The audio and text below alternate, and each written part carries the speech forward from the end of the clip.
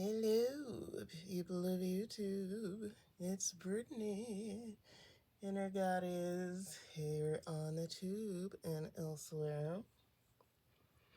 I'm coming to chit chat with you about not asking for much. Just a trifle.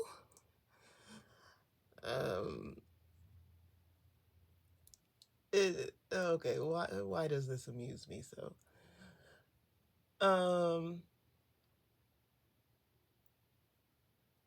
Different people have different concepts of what asking for a lot or what asking for a little is. Not asking for very much. In this day and age, like all the women who independent, the independent women folk, a lot is often considered to be a lot of money, a lot of success, like public recognition, being able to afford things with your monies, being unpartnered, and doing all the things. That's women folk asking for a lot. To live safely, securely, comfortably, beautifully, unpartnered. Because we've come from times where partnering was necessary for survival, so you don't get attacked by angry villagers for being a witch or something. Financial means, women couldn't work for periods of time. If you ever have sex, a baby, it's gonna be produced probably, in all likelihood. So you're gonna want some security for yourself and child. So you gotta lock that man down. If you're gonna get up under this skirt, you better promise not to go nowhere. But some of us might have a different perspective. I can say for myself in these changing times that I witness changes for men also. Men didn't just choose women so they could get up under the skirt. It was so that he can talk to said woman about all his business plans without being undermined, because there is no benefit to her undermining him unless she's trying to get away. If she's trying to get away, then yeah, listen to all those secrets so you can figure out how to get away. But she's a safe space, mentally, emotionally, soft place to land, literally and figuratively. It wasn't considered manly to cook or clean for periods of time. Those are just things that a man doesn't do. A man's got manly things to do, like hunt or manage business deals. Now a man is considered inept if he cannot at least cook well enough that he wants to eat his own food. Like, man, you don't want to eat your own food? Dang it, out of sorts. You don't know how to maintain your own space? Shame. Shame.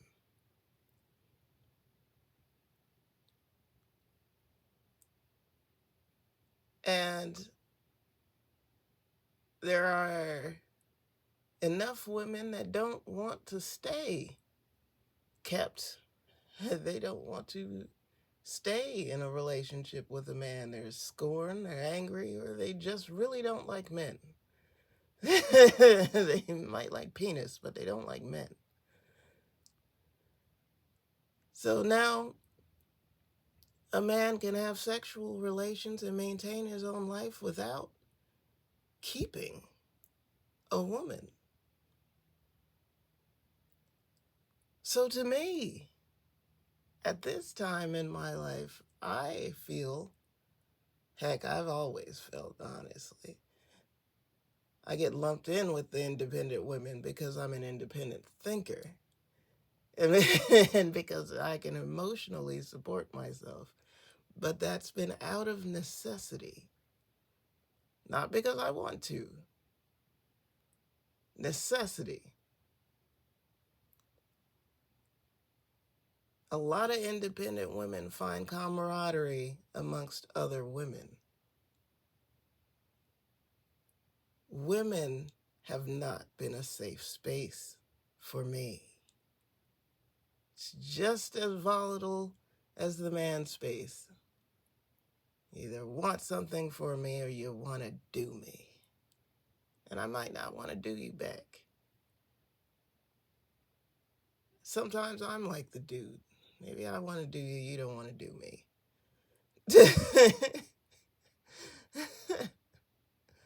I take that as a sign. I'm not trying to turn into the female R. Kelly.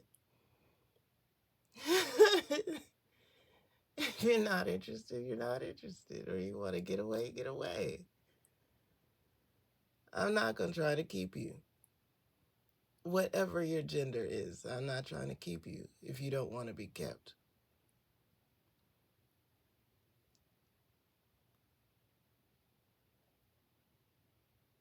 But that's the dream. To me, to have it all is to be loved and have the money. Does this mean $1 million for $1,000,000? Maybe, maybe not. I've never fixated on the numbers, which is something that happens for folks that have had that experience. They've had to, I suppose.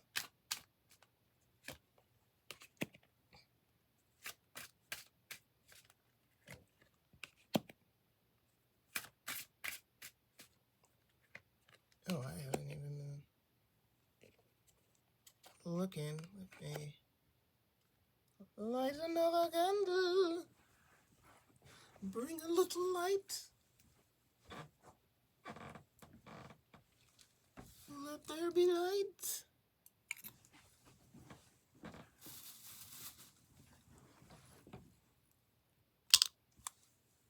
Brief intermission.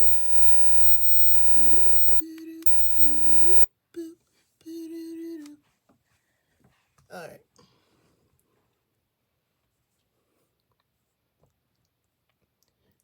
So, fixation on numbers.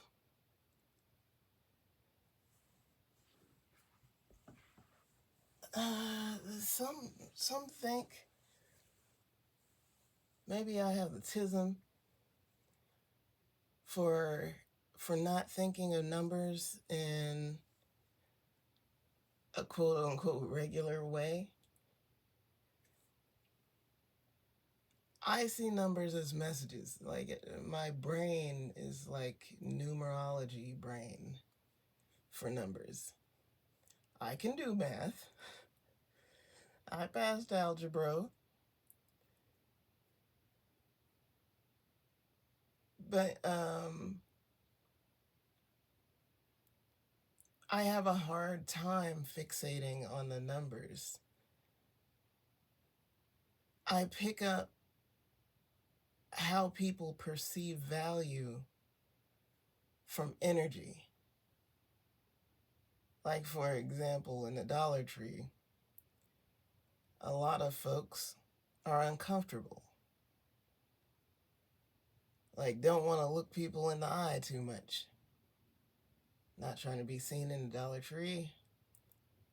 It's similar to like the sexy store. It's bold folks in a sexy store. If you look people in the eyeball and they'll look back and say hello, and they if they don't work there, it's bold. Dollar Tree, same. It's just like a lot of folks don't really want to be in the dollar store. But I'm like, you can spend a lot of money in the dollar store. It'll take a number of items to get there. But if you buy up everything in the dollar store, that's a lot of money. Just like any store. So why be embarrassed if it's $1 at a time? A million is made a penny at a time. A billion is spent a penny at a time. That's a lot of pennies. Well, now there's no more pennies in circulation. It's a lot of nickels.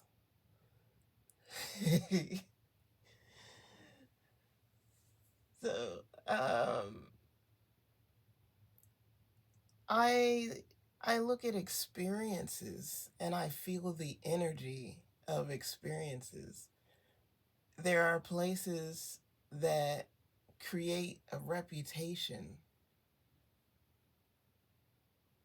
by keeping people out. That's the thing. That's the vibe. You can't come in. You can't afford this.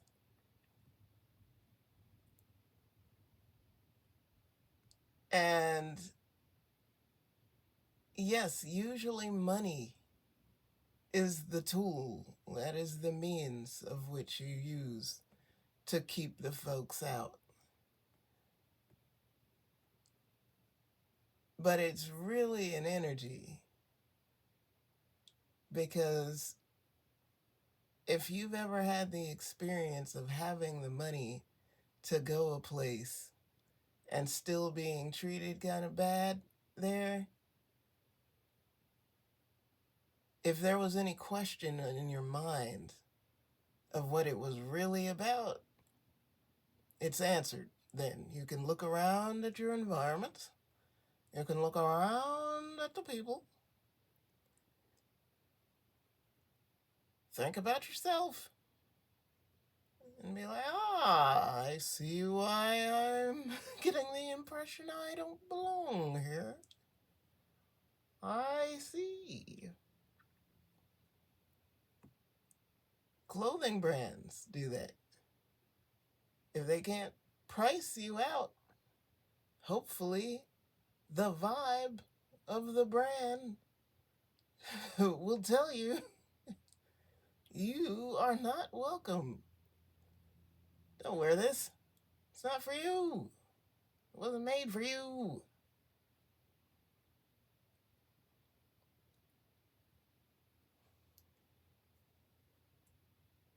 Um,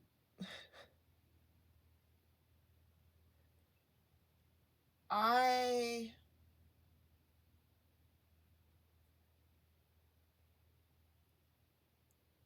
I know being priced out to exclusion. I know the feeling. I also know the feeling of people feeling that energy from me. Like, I don't understand. I'm saying there's levels. There is reason why people with a certain amount of funds want to feel that way. It's similar to like when there's any sort of big bully. Big bully wants to be known as strong and mean So that generally only the strongest are going to mess with them. You got to be some sort of brave to come up to somebody known to being a bully. You got to be brave and strong, or else you're going to lose. You're just going to be a very bold loser. But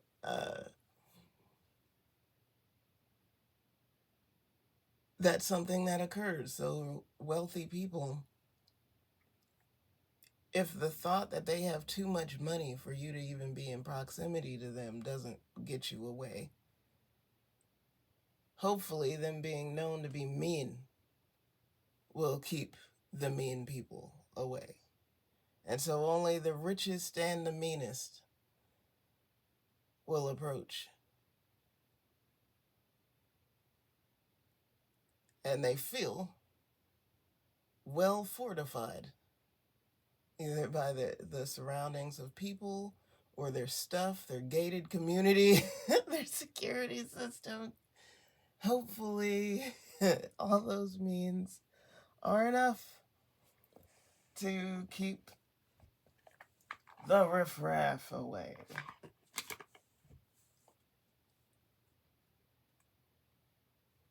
But there's a lot of stuff that's smoke and mirrors, and responses to pain or issues. People have issues. If you have felt excluded,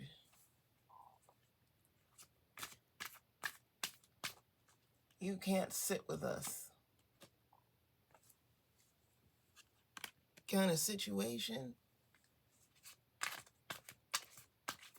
your response might be, one day you're going to build something. You're going to build a table that you can tell people they can't sit at.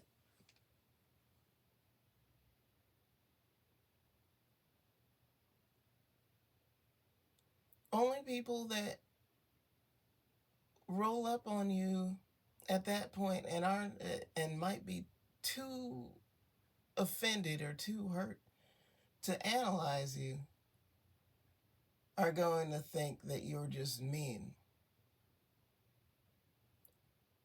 Anybody that is like me, that has the capacity to go beyond emotion and into intellectual analysis, is going to be like, oh, you hurt. Who hurt you?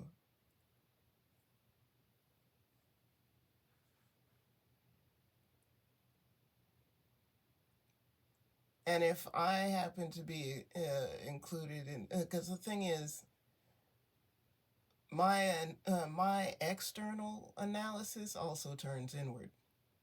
If I'm invited to a table that other people are not, why am I?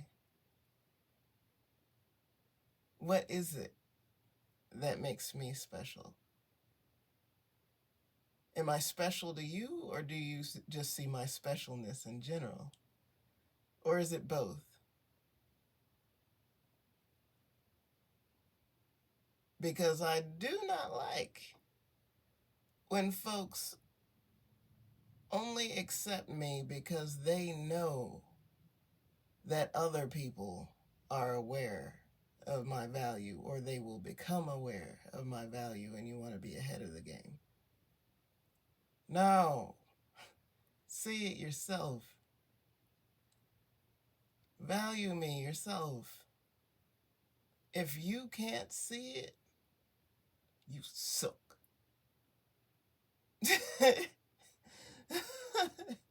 You suck. Because guaranteed, you're going to witness me as a human.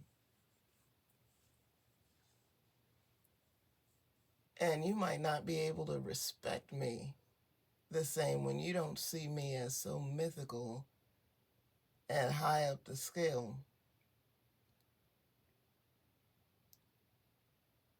All those wealthy people People look at all the wealth, which a lot of beauty and attractiveness and things that people covet is tied up with money. You can buy it. Spend the money, you can look the way. So stripped of all that, or behind the scenes of all that, imagine that wealthy housewife.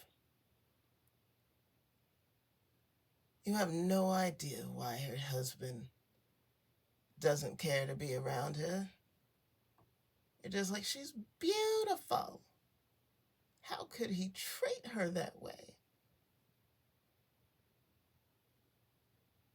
You don't know who she is as a person, if there's substance there or if the substance is mean.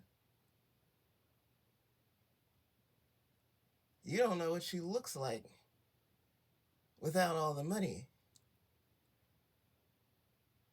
Maybe he don't think she's so pretty without all the money.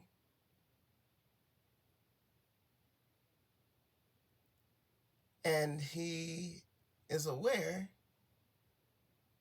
that he can spend that on anybody and make them look good. Or he could find somebody that he already thinks is beautiful, and then just a little bit of spinning that is gonna make her freaking over the top. Differences.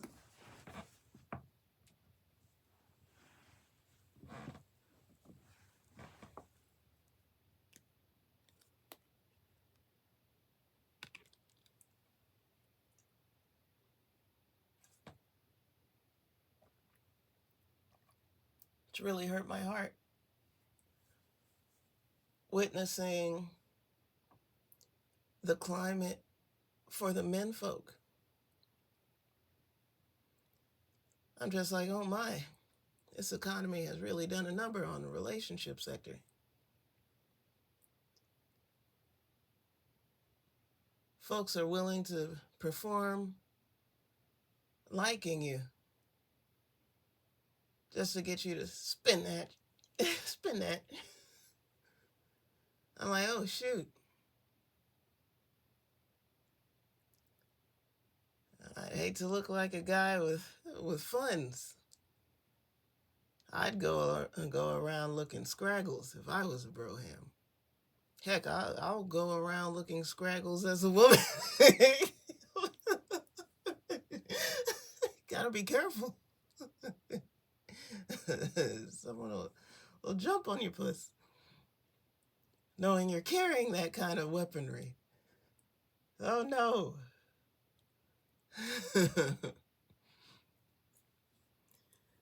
So,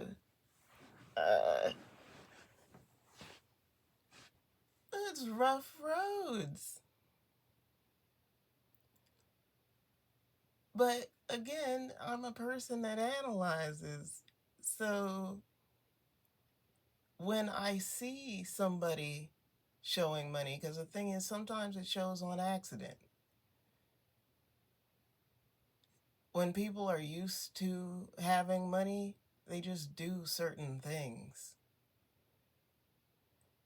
And they might not think about it. If they're used to it, they just don't think about it. So they might do some things or say some things that expose them. People that haven't had money might think that they're hiding it, but it also can show in what is said and behaviors. That's okay. Why are we going to such lengths to hide things? I play around with this when it comes to appearance. I want people to know that someone can dramatically change their appearance in 2 seconds. It's not just drag queens. People expect that drag queens do it every night when they perform. People in theater They're performing, so of course they're not the colonial person. Of course. But regular people look how they look. No, come on now. You don't have to be a makeup artist, a theater major, a drag queen. You don't have to be any of those things to dramatically change your appearance in about an hour. About an hour. Given more time, it can be even bigger of a transformation. If you're a creative person and studies human antics, you can create a whole persona to match the look that you've come up with. I want people to know. Some people get mad at me, like, why are you exposing secrets? Why would you share this? Because people look at me. I'm like, I have a vested interest here. I'm like, this is personal. I want it to be known because people look at me and think I'm a totally different person. And I'm just like, I just put a wig on. Like, that's literally all that happened. I'm the same person I was like 15 seconds ago. I could take the wig back off if it helps you. But I'm like, I'm literally the same person. I don't switch my personality to match the hair. I might play with you a little bit because I'm playful. But but I'm just like, no, it's still me. Still me.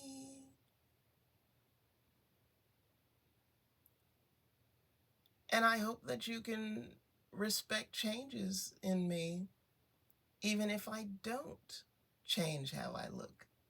Sometimes the change in me is mental, and you're only going to know from talking to me or observing me. Because I look like nothing's changed.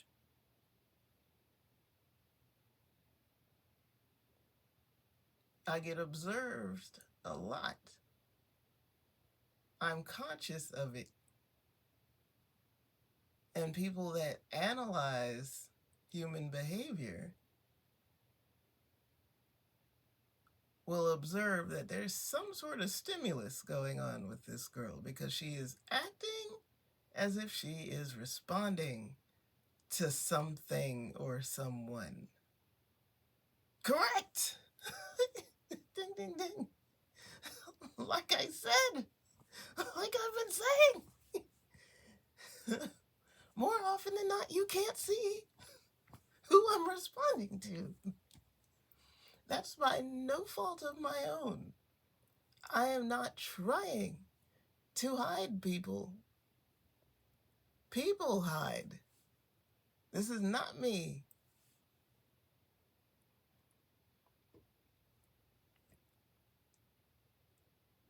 I have said sometimes I talk to spirits. Sometimes I talk to deified beings that are not in a physical body walking on the earth. But more often than not, people. People that are people.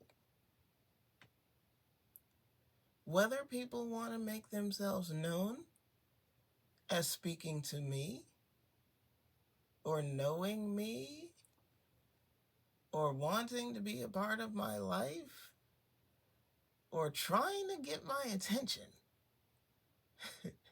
Like, I don't know them at all, but they're trying to get my attention. Whether they want to expose themselves or not is up to them.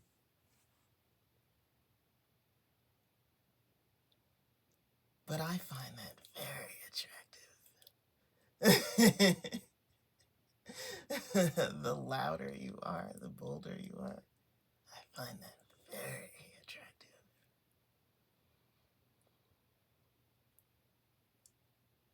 Because I know I'm not an easy person to know. Because I'm so reflective and I'm honest. To catch me trying to lie to you is actually testimony that you are highly perceptive, not just in general, but attuned to me. Because if I say something off, best believe that my energy is aligned with it. I don't just lie willy-nilly like most people. Most people, their energy tells the truth.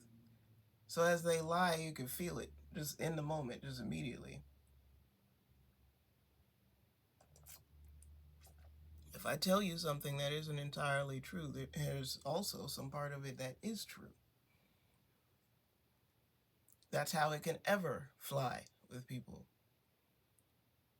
It might not be true right now.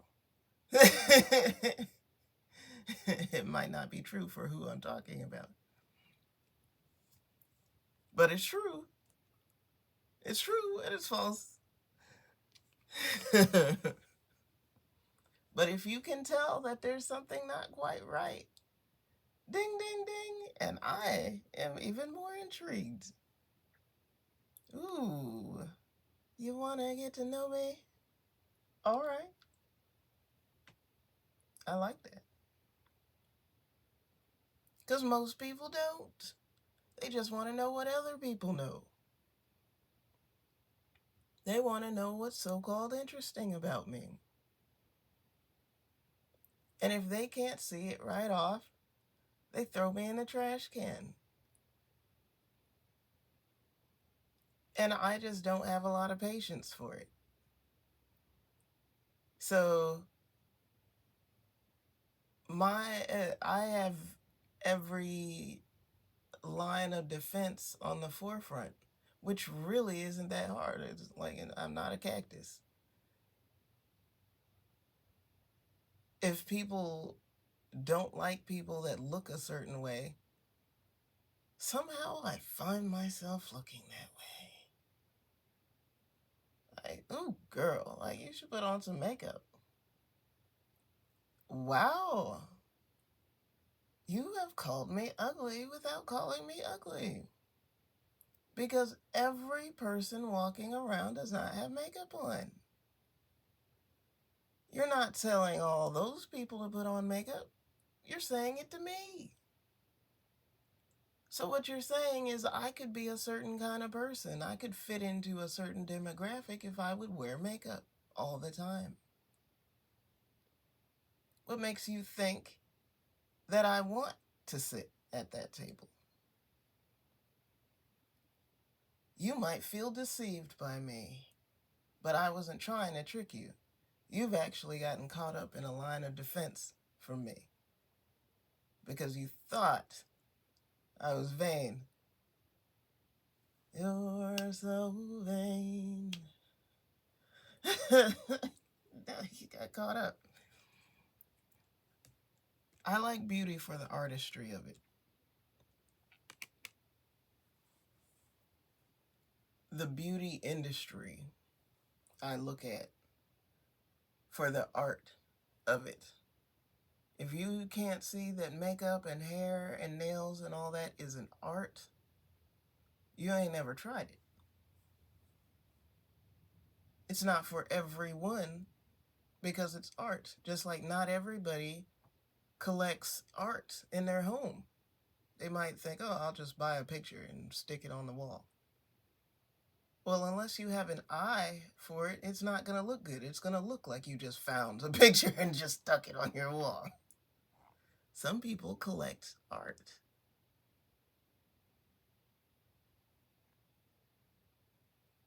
If a person can do nails really well, they're either into the technical aspect of it, it's a job, or they're an artist.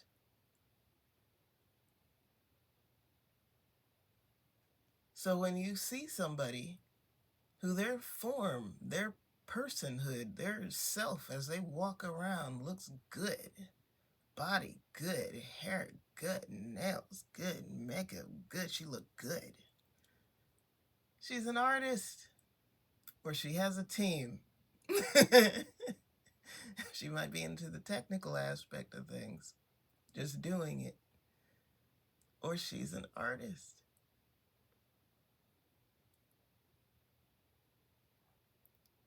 And the brohams are the same thing. Women get mad.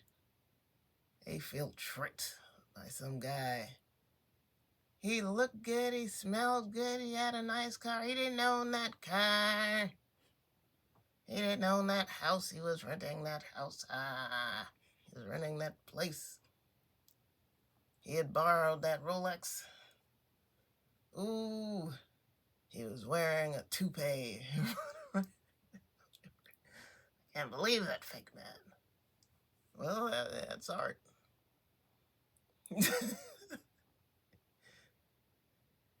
You expect him to feel bad when he caught you being vain.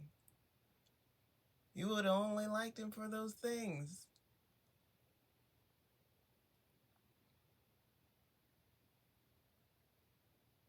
So, sometimes when you witness somebody that seems to prefer, like, oh, you just prefer scraggles. That's what you prefer. Everybody looks that way without money, like in this day and age when the conditioning from looking on the phone, looking at people through your phone, there's a lot of editing, a lot of filters, and a lot of mainly people that feel at least decent to look at are the ones that are in front of the camera. People that think they're ugly, just right off, are generally not hopping in front of the camera.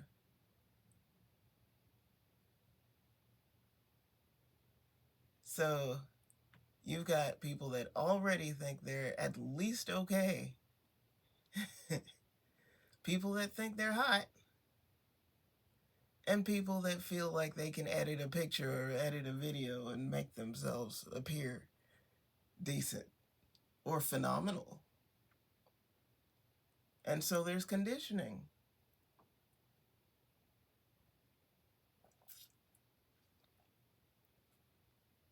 And I say to you on that, if someone's ever rolled up on you on the internet and people have tried to make you feel like you ugly some sort of way, remind yourself what you look like by just walking around in the world. Meanest thing I've said in this video. Just walk around. People are people. We look like humans. Everything is not airbrushed. Maybe you've got an extra long nose hair or something, male or female. Unless you look at yourself, you check it out, it's gonna be there. You're gonna look somebody in the face and that extra long nose hair is gonna be right there for them to see. That would be considered an imperfection.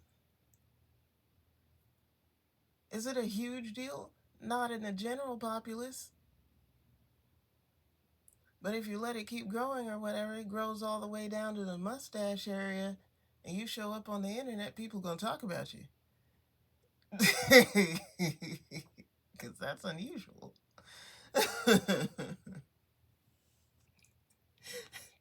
Don't let it happen.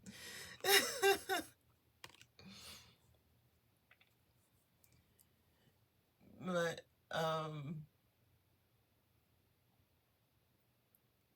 yeah, not asking for much. Much is a matter of perception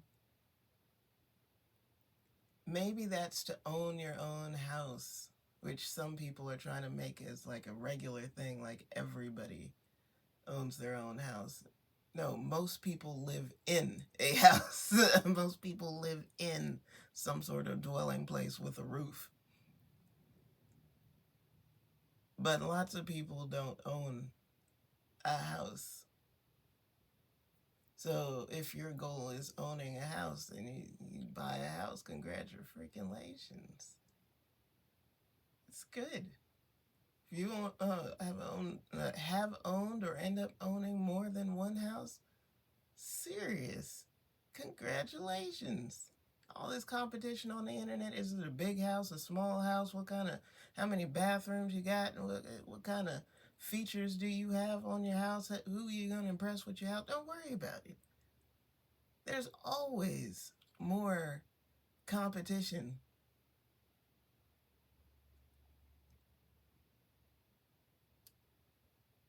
Whatever you aspire to have a relationship that lasts, it's just like somebody loves you, has chosen to love you. They ain't gotta love you.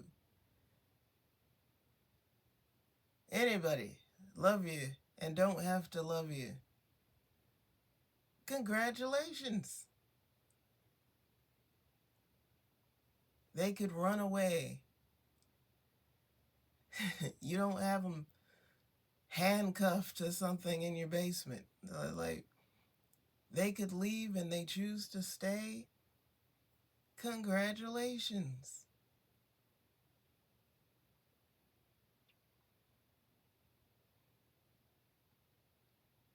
And I've had to witness, and the thing is, people that, like, if you haven't had pets, if you've had no pets, and never had no animals, for some people, those leashes are necessary. Like, they take the leash off the dog is gone. They open the door, the dog is gone. Never to return. So glad the door opened. Woo! Escaping Alcatraz. Other folks, you see them with their dog, they can walk around with the dog off leash. The dog is right there. They can play fetch with the dog in the park. They throw the frisbee. The dog goes catch the frisbee, runs back to the person, happy.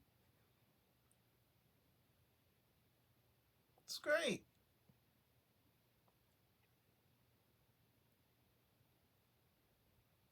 And it's funny with cat people. For a lot of us cat people, like you're used to cats just liking you. And generally speaking, that is how cats are. They like their person or their people that are in the house, and they don't really care for just anybody. But some cats do. Some cats just hoe cats. They like whoever's coming in the house. Or they can befriend anyone on the sidewalk. They just be walking around outside. They'll take some pets from whoever will stop. But other cats, no, you can't touch them. You can look. They're looking at you. You look at them. You can't touch them.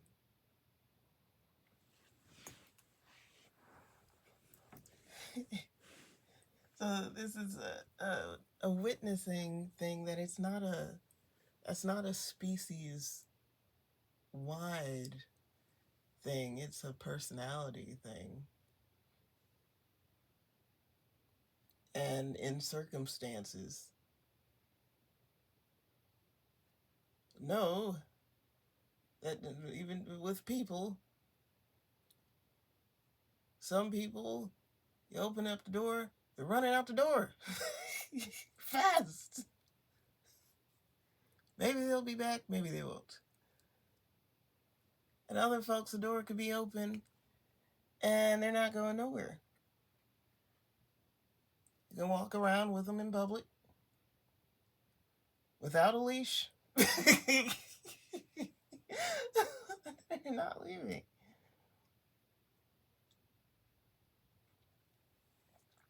For me, that's goals. When you talk about not asking for much, I don't want to have a leash on my person. Like, you're only there because I got you strapped. You're only there because I cut your ankles off. No. The door is open. You're free to walk around. I am not making you stay.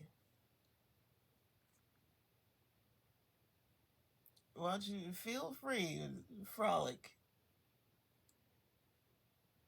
But still with me. This is the goal.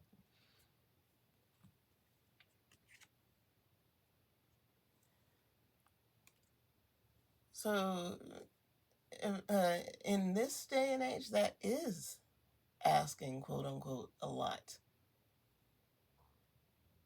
Because people that tend to stay now, often, it's because they can't leave. They can't leave. They're afraid to leave. Ankle's been chopped.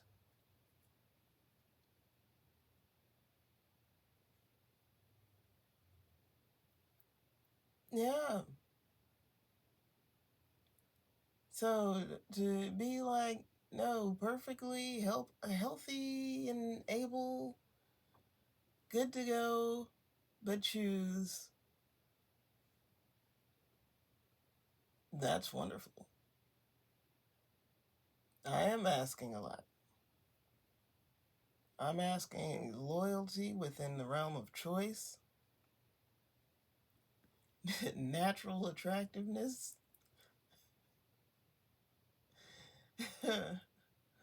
unconditional loving,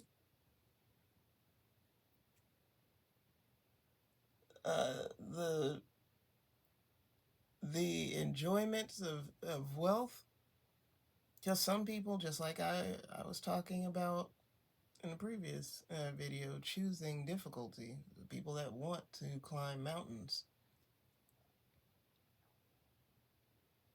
Some people believe in hard times.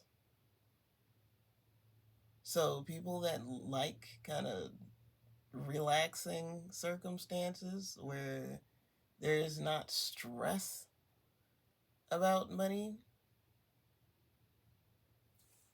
I don't want to stress about having enough money for food. I don't want to stress about having enough money to keep a roof. The most stress I want is like, what kind of roof? Do we want to change the roof? I heard there's this new roof coming out.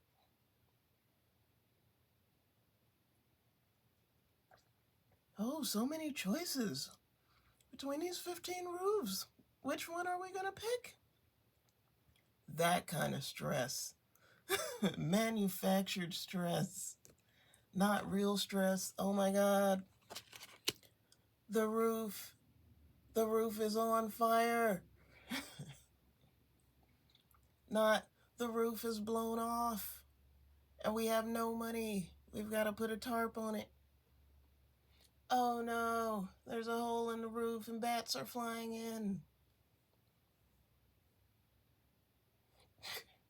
Vampire bats, oh no.